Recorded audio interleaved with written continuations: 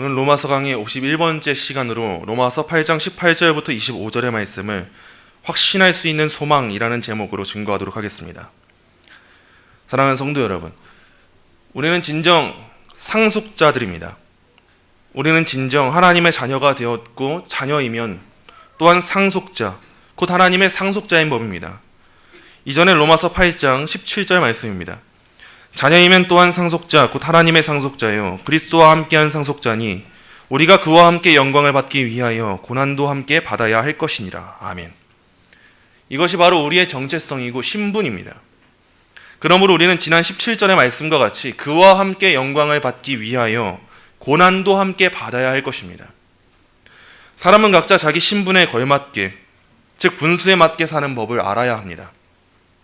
이는 우리의 일상생활뿐만 아니라 우리의 신앙에도 적용되어져야 하는 일종의 법칙이자 분별력입니다. 사람은 자기의 분수를 알게 될 때 겸손하게 되고, 자기의 분수를 알게 될 때 감사하게 되고, 자기의 분수를 알게 될 때 절제된 상태에서의 최선의 노력을 다할 수 있게 됩니다. 그런 점에 있어서 분수대로 산다는 것은 매우 중요한 일입니다. 우리의 삶에 있어서도 겪게 되는 어려움들은 크게는 두 부류에 속하지 않습니까? 먼저는 우리 자신의 분수를 과대평가해서 얻게 되는 어려움이고, 또 다른 하나는 우리 자신의 분수를 과소평가해서 얻게 되는 어려움입니다. 놀 줄 모르는 사람도 문제 있고, 놀 줄만 아는 사람도 문제 있습니다. 즐길 줄 모르는 사람도 문제 있고, 즐길 줄만 아는 사람도 문제 있는 법입니다. 우리는 이 균형에 있어서 바른 관점을 지닐 수 있어야 합니다. 우리가 진정 성도가 되었다면 성도로서 합당한 기쁨을 누릴 수도 있어야 합니다. 하나님의 창조 만물을 바라보며 기쁨을 누리는 여행도 좀 다닐 줄 알아야 하고, 때론 지친 일상 가운데 쉼도 좀 누릴 수 있어야 하고, 때론 바쁘고 힘겨워도 가족도 좀 돌볼 줄 알아야 합니다. 이 모든 일을 제쳐두고 매일 밤 예배당에 나와서 기도하고, 매일 예배당에 나와 청소하고 봉사한다고 해서 그게 마냥 좋은 신앙인 것은 아닙니다. 왜냐하면 이와 같은 삶은 자기 분수에 걸맞지 않은 삶이기 때문입니다. 그러나 반대로 하나님의 창조 만물을 바라보면서 기쁨을 누리겠다고 여행만 다니는 것도 문제입니다. 지친 일상 가운데 쉼만을 누리는 것도 문제입니다. 바쁘고 힘겹다고 가족만 돌볼 줄 아는 것도 문제입니다. 세상 만사에만 열심을 다하며 정작 맡겨진 나의 신앙과 일에 충실하지 못하고, 나의 사업장을 돌볼 줄 모르고 늘 대출 빚에 허덕이면서도 그 돈으로 놀러 다니고, 그 돈으로 나를 가꾸고, 그 돈으로 가정의 화목을 유지한다면 참된 신앙이 이미 뒷전인 그런 삶을 살아가면서도 성도로서의 헌신과 책임감이라면서 가끔 교회에 나와서 무언가의 작은 물품 좀 구비해뒀다고 떵떵거린다면 그것 또한 마냥 좋은 신앙이라고 할 수는 없을 것입니다. 왜냐하면 이와 같은 삶 또한 자기 분수에 걸맞지 않은 삶이기 때문입니다. 분명 성도로서 자기 자신의 분수를 알아서 하나님께서 즐기도록 허락하신 일에는 마땅히 즐길 줄 아는 것이 매우 중요합니다. 우리는 즐길 수 있어야 합니다. 그러나 성도는 동시에 성도로서 자기 자신의 분수를 알아서 하나님께서 책임을 다하도록 허락하신 일에는 책임감을 다할 줄 아는 것도 이전의 전자만큼이나 매우 중요한 일이라는 사실, 우린 이것에 있어서 바른 균형을 놓쳐서는 안 됩니다. 사도는 로마서를 서술할 때 성도의 사명을 먼저 서술하고 그로 말미암은 신분의 변화를 서술하는 이러한 방식을 택하지 않았습니다. 왜냐하면 이와 같은 서술 방식은 마치 성도의 행위가 마땅한 신분의 변화를 가져온 것처럼 그렇게 이해시킬 수도 있기 때문이에요. 우리도 언제나 이와 같은 사고와 세계관에서 벗어나야 됩니다. 사도 바울의 서술 방식을 보세요. 언제든 똑같습니다. 여러분 이렇게 사십시오. 이렇게 사십시오. 그래서 여러분 이런 존재가 된 겁니다. 이렇게 말하지 않습니다. 사도 바울은 언제나 우리의 존재의 가치를 먼저 말해줘요. 먼저 그 신분에 대해서 밝혀줍니다. 여러분 이런 존재입니다. 우린 이런 가치를 지닌 자들이에요. 우린 이렇게 변화되었습니다. 그 변화된 신분으로 살아가는 존재가 바로 우리입니다. 그렇기 때문에 여러분은 이 사명에 충실해야 합니다. 사도 바울은 언제나 이와 같은 방식으로 우리에게 그 사명감을 불어넣어주고 있습니다. 언제나 성도의 변화된 신분을 먼저 상기시킵니다. 그 신분의 가치를 깨닫게 하고 그 변화된 신분에 걸맞는 그 삶을 살아갈 수 있도록, 그 영광을 먼저 깨닫게 하고 그 영광으로 말미암은 삶을 살아갈 수 있도록, 그 오늘이라는 시간의 책임을 마땅한 신분으로 감당할 수 있도록 사도 바울은 그렇게 성도들에게 우리의 신분의 가치를 상기시켜주고 있는 겁니다. 그래서 우리에게 말하는 거예요. 우리가 상속자라는 사실을 말하는 겁니다. 우리에게 장차 유업으로 다가올 것이 있다는 사실을 밝혀주는 거예요. 우리가 그리스도와 연합한 존재라는 것을 밝혀주는 겁니다. 그래서 우리가 그리스도와 함께 영광 받는 자라면 마땅히 그리스도와 함께 고난에도 동참해야 하는 자라는 것. 우리 안에서 두 법이 분명 충돌하고 있습니다. 충돌하고 있지만 그럼에도 우리가 살아가야 할 삶은 이 충돌에서 지는 것이 아니고, 나는 곤고한 사람이라 할지라도 우리 주 예수 그리스도로 말미암아 감사하고 내가 그리스도와 함께 연합한 자라는 사실을 믿고 그리스도의 부활에도 동참하는 삶을 살아갈 것. 사도는 지금 이것을 우리에게 말해주고 있는 겁니다. 그런 점에 있어서 사도는 우리에게 임한 구원이 그리스도와 연합하게 하시는 구원이라는 사실과 우리에게 임한 구원이 하나님께서 우리를 양자로 삼아주시는 구원이라는 사실을 먼저 서술합니다. 이와 같은 신분의 변화를 먼저 다 말해놓고 다 서술하고 나서 이제 그 변화된 신분을 마주한 성도들에게 말하는 거예요. 우리가 그와 함께 영광을 받기 위하여 고난도 함께 받아야 할 것. 이것에 대해서 사도는 이제 말해주는 겁니다. 우리는 이제 그리스도와 함께 고난받는 것의 유익이 어떠한지를 기억할 수 있는 존재가 되었습니다. 이제 우리는 그걸 아는 자들이에요. 우리의 변화된 신분이 어떠한지, 그 신분의 가치가 얼마나 존귀한지, 그렇다면 우리가 살아내야 할 분수에 맞는 삶이 무엇인지를 이제 우린 알게 되었습니다. 우린 그걸 이 로마서를 통해서 배워가고 있어요. 이제 우리는 마땅히 그 삶을 감사함으로 감당할 수 있는 존재가 되었습니다. 그러한 우리에게 사도는 오늘의 본문을 이제 서술하는 거예요. 먼저 오늘의 본문 18절입니다. 본문 18절 말씀 우리 함께 읽겠습니다. 생각하건대 현재의 고난은 장차 우리에게 나타날 영광과 비교할 수 없도다. 아멘.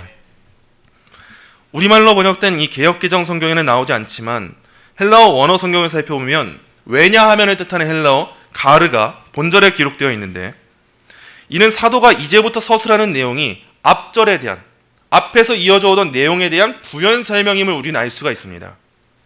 즉 사도는 그리스도와 연합한 성도들이 마땅히 받아야 할 그 고난을 격려하기 위해서 왜냐하면으로 시작해서 오늘의 본문 18절을 기록하고 있다는 거, 이걸 우리가 알 수가 있어요. 먼저 사도는 생각하건대 라고 서술합니다. 여기서 이 생각하건대로 번역된 헬라어 로기조마이는 나는 간주한다, 나는 생각한다, 나는 계산한다 등의 뜻을 지니고 있습니다. 여기서의 계산은 철저하게 우리가 돈을 세는 것처럼 철저한 셈을 하는 것, 이것을 의미하는 단어가 이 로기조마예요. 나는 생각한다라는 단어예요. 이 나는 생각한다로 쓰임받은 이 생각하건대, 이것은 단순한 상상의 의미가 아니라 전문적인 판단과 계산에 의한 확신의 결과를 표현할 때 사용되는 용어가 바로 이 로기조마입니다.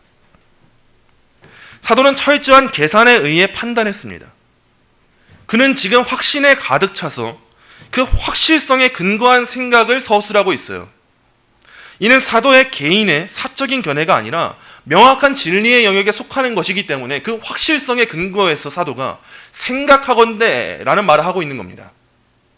그는 무엇을 생각하고 계산했습니까? 사도는 이어서 현재의 고난은 장차 우리에게 나타날 영광과 비교할 수 없도다 라고 서술합니다.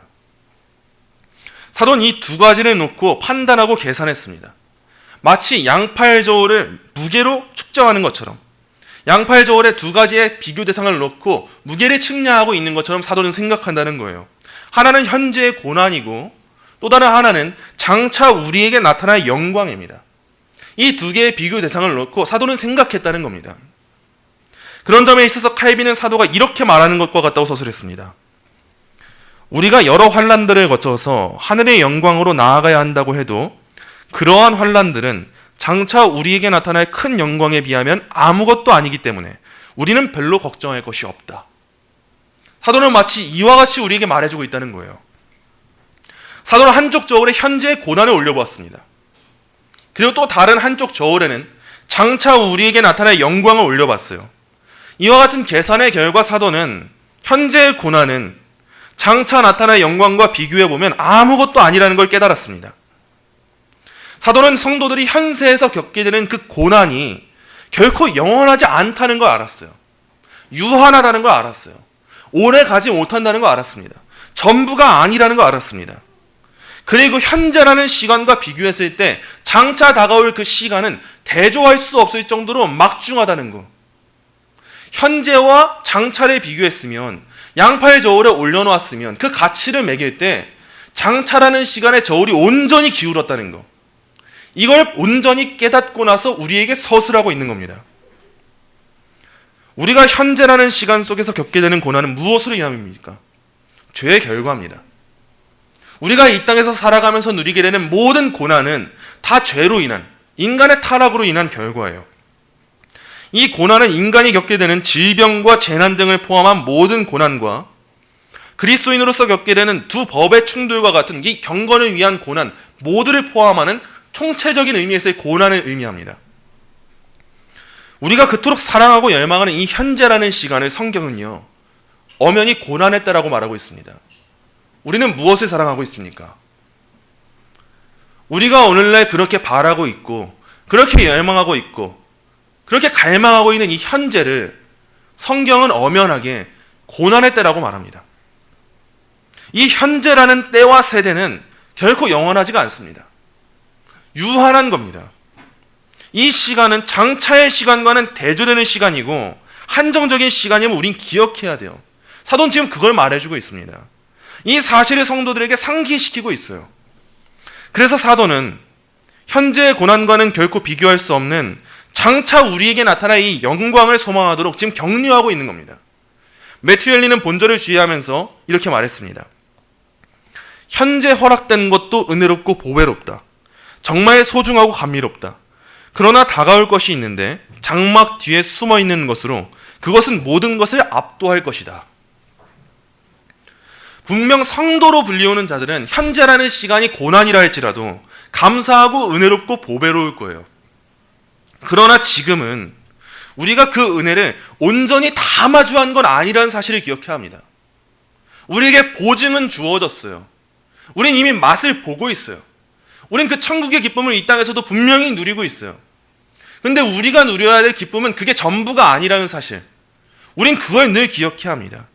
우린 지금도 큰 은혜를 누리고 있는데 우리에게 아직 온전히 맛보지 못한 장차 나타날 영광이 있다는 사실. 우린 이것을 언제나 기억할 수 있어야 합니다. 그런 점에 있어서 우리는 고난받기 때문에 영광에 동참하는 것은 아니지만 그 영광의 가치에 비할 때 현재의 고난은 아무것도 아니라는 사실을 마땅히 알기 때문에 그 고난을 소망을 품은 채로 견디고 인내할 수 있는 존재가 된 거예요. 다시 한번 말씀드립니다. 현재의 고난은 우리가 영광을 받기 위한 공로가 될 수 없습니다. 우리가 고난 받기 때문에 영광에 동참하는 게 아니에요. 그러나 장차 다가올 영광의 가치를 아는 성도들은 그 영광의 가치를 알기 때문에 현재 우리의 삶 가운데 주어지는 그리스도와 함께하는 고난에 마땅히 참여한다는 겁니다.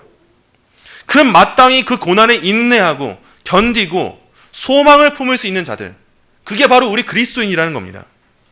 그래서 사도는 아주 철저하게 계산적이고 신중하고 확신 있게 성도의 삶이 어떠한지를 지금 말하고 있는 거예요. 사도는 바로 그걸 지금 생각한다고 말하는 겁니다. 우리 말씀 한번 찾아보겠습니다. 고린도후서 4장입니다. 고린도후서 4장 17절 18절입니다. 고린도후서 4장 17절 18절 우리 함께 읽겠습니다. 우리가 잠시 받는 환난에 경한 것이 지극히 크고 영원한 영광에 중한 것을 우리에게 이루게 함이니 우리가 주목하는 것은 보이는 것이 아니요 보이지 않는 것이니 보이는 것은 잠깐이요 보이지 않는 것은 영원함이라. 아멘. 우리는 무엇이 경하고 무엇이 중한지를 알 수 있는 자들입니다. 우리는 우리가 주목해야 할 것이 무엇인지를 알게 됐습니다. 모세가 왜 바로의 공주의 아들이라 불려지는 것을 거부하고 하나님의 백성과 함께 고난받는 것을 더 기뻐했습니까? 왜 그것을 더 즐거워했습니까? 왜 그 세상의 모든 것을 다 가진 위치에서 살아가는 것보다 하나님의 백성들과 함께 울고 함께 슬퍼하는 것, 그 고난이 펼쳐질 그 길을 더 즐겁게 여기고 그걸 택했습니까? 모세는 알았기 때문이에요. 그는 분명 알았기 때문입니다. 현재의 고난은 매우 작고 짧다는 사실을 알았고 장차 진정 누리게 될 그 영광의 가치를 알았기 때문에 그 삶을 향하여 살아갔던 겁니다. 이걸 계산할 줄 알았기 때문이에요. 고린도후서 11장 23절부터 28절에서 사도는 이렇게 고백합니다. 그들이 그리스도의 일꾼이냐 정신없는 말을 하거니와 나는 더욱 그러하도다. 내가 수고를 넘치도록 하고 옥에 갇히기도 더 많이 하고 매도 수없이 맞고 여러 번 죽을 뻔하였으니 유대인들에게 40에서 하나 감한매를 5번 맞았으며 3번 태장으로 맞고 1번 돌로 맞고 3번 파선하고 일주야를 깊은 바다에서 지냈으며 여러 번 여행하면서 강의 위험과 강도의 위험과 동족의 위험과 이방인의 위험과 시내의 위험과 광야의 위험과 바다의 위험과 거짓 형제 중에 위험을 당하고 또 수고하며 애쓰고 여러 번 자지 못하고 줄이며 목마르고 여러 번 굶고 춥고 헐벗었노라. 이 외의 일은 고사하고 아직도 날마다 내 속에 눌리는 일이 있으니 곧 모든 교회를 위하여 염려하는 것이라. 아멘. 우리 중 그 누가 이와 같은 삶을 살고 싶은 자가 있습니까? 없습니다. 우리 인간의 본성상 이와 같은 삶을 살아가고자 욕망하는, 갈망하는 존재는 없습니다. 우리 중에 그 누가 이런 삶을 살겠습니다, 주님. 저 이런 삶을 살고 싶습니다. 저 이런 매도 맞아보고 싶고 죽음도 당해보고 싶고 위험도 당해보고 싶고 굶주려보고도 싶고 이러한 삶을 살아보고 싶습니다, 주님. 제발 저 좀 이런 삶 살게 해주십시오. 이렇게 기도하는 사람이 어디 있습니까? 누가 저 고난 좀 당하고 싶습니다. 저 고난에 좀 처하고 싶습니다. 이렇게 기도하는 사람이 우리 중 그 누가 있냐는 거예요. 그러나 사도가 이와 같은 삶을 살아갈 수 있었던 그 이유가 무엇이냐는 겁니다. 이 고난에 마땅히 인내할 수 있던 이유가 뭐냐는 거예요. 그 이유는 바로 사도가 현재의 고난이 어떤 것인지를 알았고 장차 나타날 영광이 어떤 것인지를 알았기 때문입니다.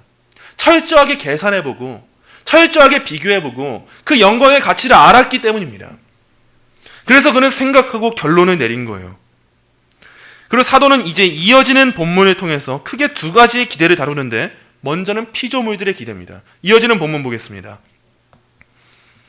이어지는 본문 19절부터 22절 우리 함께 읽겠습니다. 피조물이 고대하는 바는 하나님의 아들들이 나타나는 것이니 피조물이 허무한데 굴복하는 것은 자기 뜻이 아니요 오직 굴복하게 하시는 이로 말미암음이라. 그 바라는 것은 피조물도 썩어짐의 종노릇한 데서 해방되어 하나님의 자녀들의 영광의 자유에 이르는 것이니라. 피조물이 다 이제까지 함께 탄식하며 함께 고통을 겪고 있는 것을 우리가 아느니라. 아멘. 사도는 피조물의 현재와 미래를 이제 대조하면서 앞선 18절의 말씀을 더 확실하게 해요. 본문 19절에도 헬라어 원문을 살펴보면 왜냐하면을 뜻하는 헬라어 가르가 기록되어 있습니다. 사도는 이를 통해서 피조물도 장차 나타날 영광의 가치를 알고 소망하고 있다는 사실을 밝혀줍니다. 피조물이 고대하는 바는 하나님의 아들들이 나타나는 것이니 분명 피조물들은 하나님의 아들들이 나타나는 것을 고대해 마땅합니다. 왜냐하면 인간의 타락으로 말미암아 피조물은 허무한데 굴복하는 상태가 되었기 때문이에요. 현재 피조물의 상태는 매우 비참한 상태에 놓여져 있습니다. 인간이 범죄했을 때 하나님께서는 땅은 너로 말미암아 저주를 받고 너는 내 평생의 수고해야 그 소산을 먹으리라고 말씀하셨습니다. 하나님께서는 인간의 타락으로 말미암아서 피조물이 허무한데 굴복하게 하셨어요. 비참하게 하셨습니다. 이 땅을 저주하셨어요. 그러므로 사도는 피조물의 형 상태가 너무나 비참한 상태라는 걸 주목합니다. 그리고 이어서 사도는 피조물들의 바라는 바는 피조물도 종노릇한 데서 해방되어 하나님의 자녀들의 영광의 자유에 이르는 것이라는 사실을 서술합니다. 피조물들은 소망이 있다는 거예요. 그 소망이 무엇입니까? 아직은 이르지 않았지만 곧 나타나게 될 하나님의 자녀들의 영광입니다. 피조물 또한 지금 탄식하는 시간을 보내고 있어요. 비참한 처지에 놓여져 있어요. 자기의 뜻은 그렇지 않지만 하나님의 뜻이 그러하기 때문에 피조물도 지금 비참한 시간을 보내면서 탄식하고 있다는 거예요. 그런데 그 피조물들에게도 소망이 있습니까? 없습니까? 소망이 있다는 겁니다. 피조물 또한 그것을 소망한다는 겁니다. 그래서 칼빈은 본절을 주의하면서 이렇게 말했습니다. 이 구절의 요지는 피조물들은 그들의 현재의 상태에 만족하고 있는 것은 아니지만 아무런 소망이나 대책도 없이 그렇게 고통받으며 시들어가고 있는 것이 아니라 소망하는 것을 낳기 위하여 산고를 겪고 있는 중이라는 것이다. 왜냐하면 더 나은 상태로의 회복이 그들을 기다리고 있기 때문이다. 지금 피조물들이 겪고 있는 고통과 탄식은 죽어가는 고통이 아닙니다. 마치 해산 중에 있는 어머니의 탄식과 같아요. 그 아이를 낳고 있는 어머니의 신음과 같다는 거예요. 왜냐하면 지금 피조물들은 아무런 소망 없이 탄식하고 있는 게 아니라 소망하는 상태로, 소망 중에 있는 상태로 허무한 데 굴복하고 있다는 겁니다.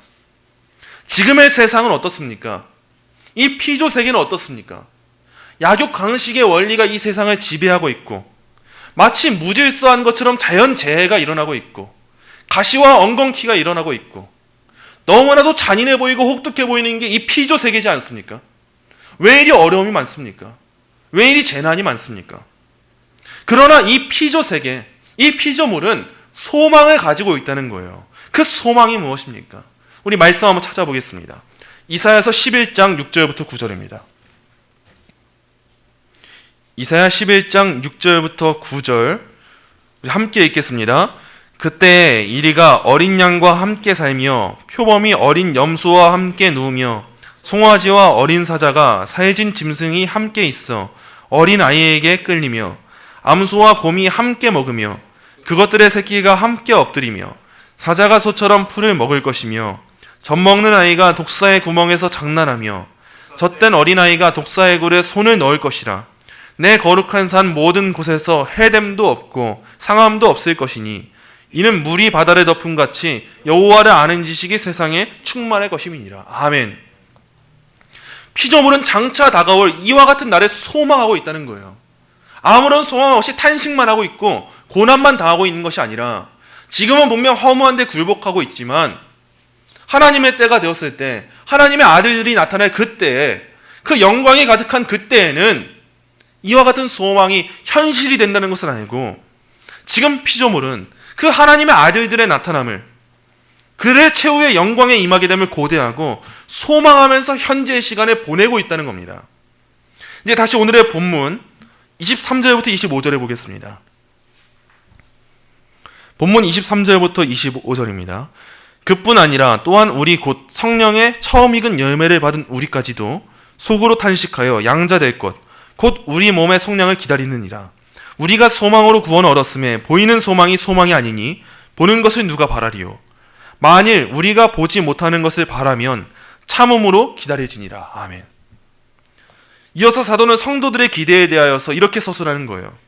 그뿐 아니라 또한 우리 곧 성령의 처음 익은 열매를 받은 우리까지도 속으로 탄식하여 양자될 것 곧 우리 몸의 속량을 기다리느니라. 우리는 분명 성령의 처음 익은 열매를 이미 받은 자들입니다. 우린 진정 이것을 이미 받았어요. 성령 하나님께서 내주하시는 성도들의 삶은 비록 그 자신이 위치한 곳이 고통 중에 있는 이 땅이라 할지라도 이 현세의 시간에 놓여질 수밖에 없다 할지라도 그들은 이미 천국을 완전히 누리지는 못할지라도 천국을 맛보는 그 삶을 살아가고 있습니다. 이게 우리들의 오늘이에요. 우리는 온전한 천국을 맛보지 못했지만 이 땅에서도 하나님의 통치 가운데 있는 그 천국을 맛보는 삶을 살아가고 있는 자들입니다.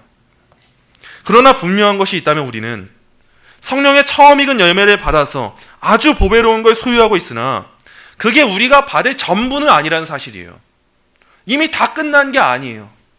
우리가 받을 유업이 이게 끝이 아닙니다. 근데 왜 우리는 지금 이거에 만족하고 있습니까? 우리가 상속자라는 사실을 상기하셔야 합니다. 우리가 유업을 물을 자라는 사실을 알아야 돼요. 우리가 그 유산을 받을 자라는 사실을 알아야 돼요. 우리가 지금 그 유산의 일부를 받았지만 전부를 받지 않았어요. 그 전부를 받지 않은 상태로 조금의 고난이 왔을 때 지금 받은 건 받은 것도 아닐 정도로 아주 미세한 건데 더 큰 영광이 있는데 우린 지금 어떠한 마음으로 탄식하고 있습니까? 분명 우리의 현 상태는 탄식하는 상태예요. 왜냐하면 우리는 아직 완전한 유업을 다 물려받진 않았기 때문입니다. 그러므로 사도는 양자 될 것, 곧 우리 몸의 속량을 기다리는 중이라고 우리의 상태를 말하고 있습니다. 우린 지금 이와 같은 이미와 아직 사이에 종말론적인 긴장관계에 놓여져 있어요.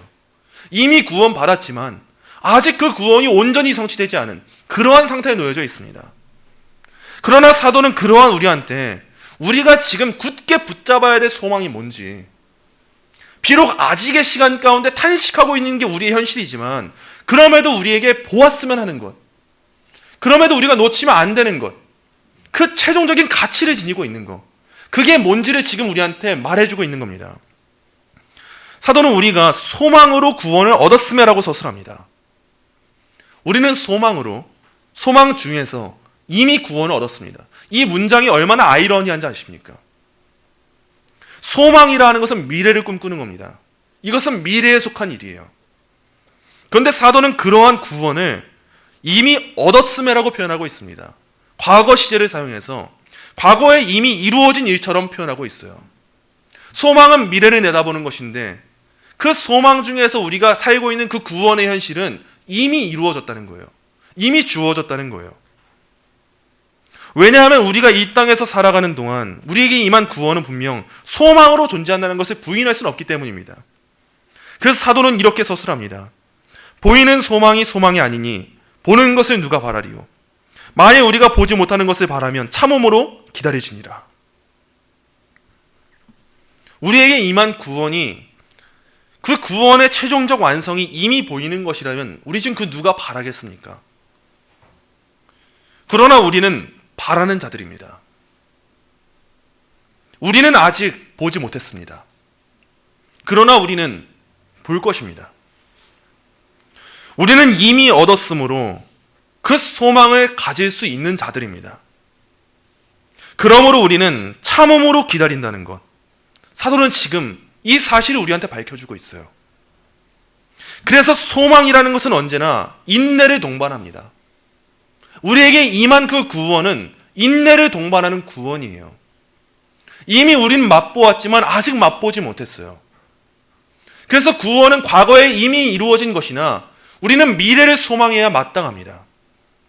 그래서 그 미래를 소망하는 구원에 우리가 부름을 받았기 때문에 우리에게는 불가피하게 그 인내의 시간이 주어집니다.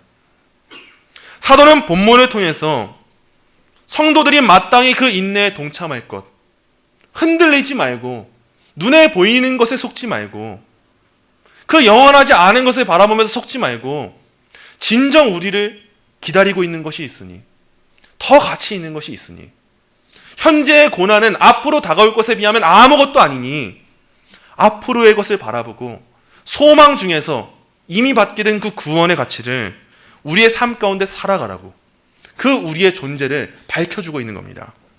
말씀을 맺습니다. 사랑하는 성도 여러분, 생각하건대 현재의 고난은 장차 우리에게 나타날 영광과 비교할 수 없습니다.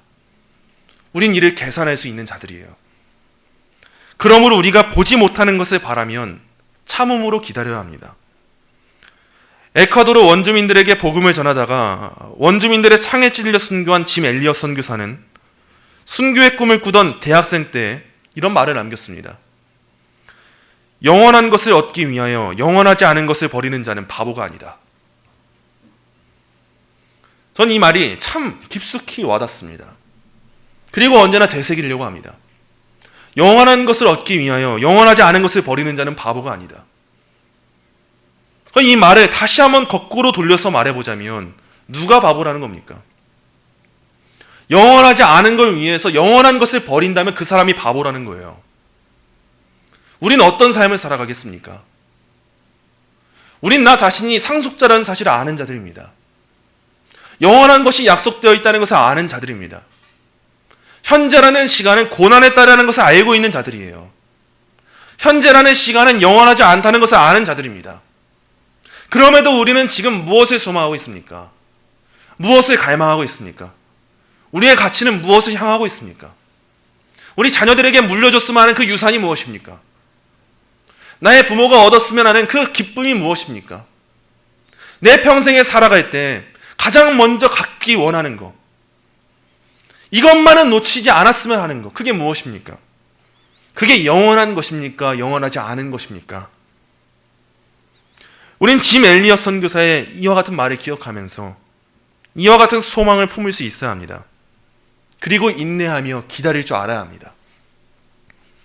진정 현재 우리가 겪게 되는 고난은 장차 나타날 영광과 비교할 때 비교할 수 없을 정도로 그 무게가 가벼울 거예요. 그러므로 우리는 아직 눈에 보이지 않지만 앞으로 보이게 될 그 영광을 소망으로 인내해 마땅합니다.